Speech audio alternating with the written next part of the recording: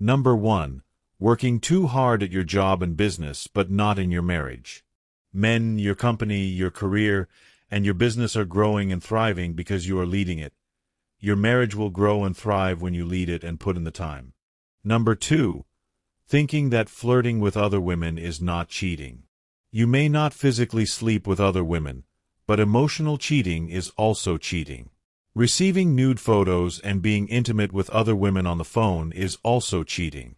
Making flirtatious remarks and attracting attention is also cheating. If you are a flirt, flirt with your wife. If you claim that your wife is too strict, treat her well. She will also respond to your intimate methods. She also wants the pleasure of intimacy and wants to be valued.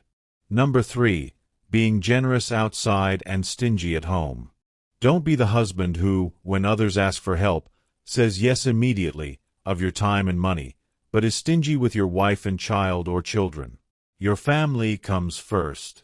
Despite donating large sums of money to Harambee and helping people, don't deprive your family just because you want to improve your public image.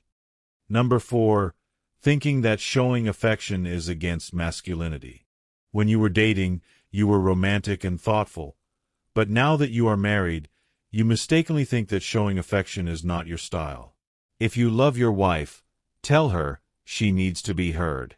Warm her heart. Romance her. Date your wife. Being his wife doesn't mean she doesn't need to feel loved. Real men show their love. God is a loving God. If God doesn't consider it fitting to show love, then who are you to refrain from showing love when you are made in God's image? Here are some instructions for wives as well. How to make a profit in a marital relationship. Realism is a good thing, and this is a matter of realism for sisters, daughters, and women. When any woman marries and moves to another family, she cannot forget the parents, siblings, and friends she spent 25 years with. If her in-laws talk about her parents, she gets angry and starts defending them. Then think for yourself, why and how should the boy who is your husband forget these relationships? He also loves his parents, siblings, and friends just like that. If you talk about his parents, siblings, and friends, he will get as angry as you get if you talk about your mother. The second thing is that you have been in your new home for only 4 days. In the beginning, this expectation is futile. I am not valued, I am not respected, and I have no place in this home. Brother, in 4 days, what services have you rendered to this home, to the members of this home, that you should be so loved? To be given a high position in the house. How much time have you given for this house that 25 years of relationships should be forgotten? Your beloved son, the wealth you have earned, and your authority should be handed over to you. Why?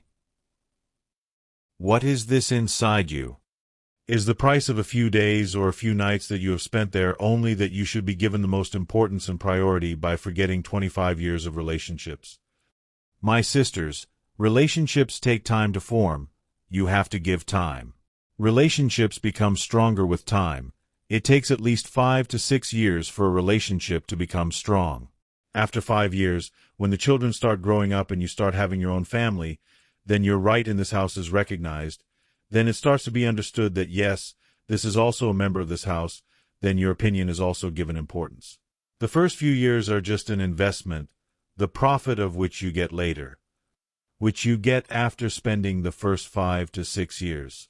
Let's consider home as home, and the rest of our lives will go well, God willing. One day, the time will come and a hold will be established in the house. Be prosperous and share happiness.